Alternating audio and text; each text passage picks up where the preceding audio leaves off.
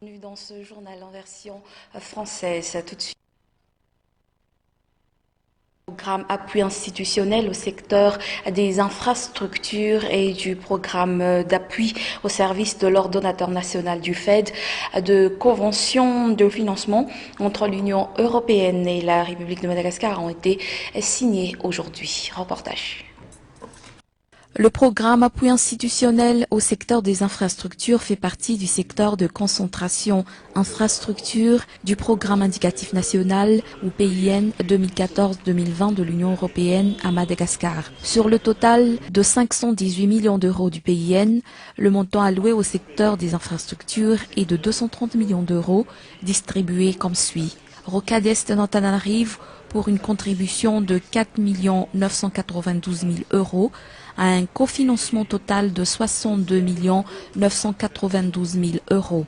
Programme intégré d'assainissement d'Antananarivo pour une contribution de 3 millions d'euros à un cofinancement total de 34 185 millions d'euros.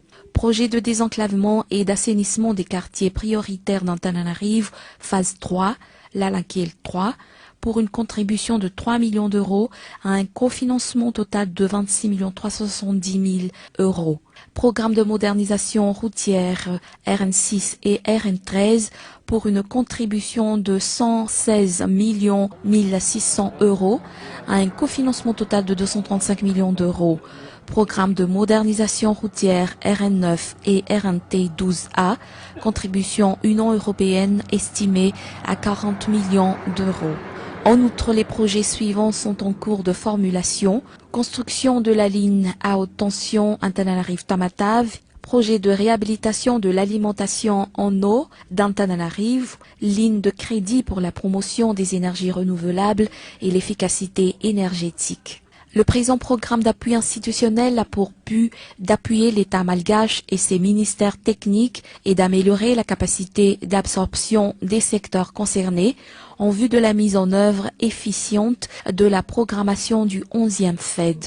Au-delà, les appuis institutionnels visent l'amélioration de la gestion et de la durabilité des infrastructures de services publics. Dans le secteur des transports, il est prévu de fournir, entre autres, une assistance technique visant à renforcer les institutions concernées par le secteur MATHTP, ARM, FER, MTTM dans leur capacité.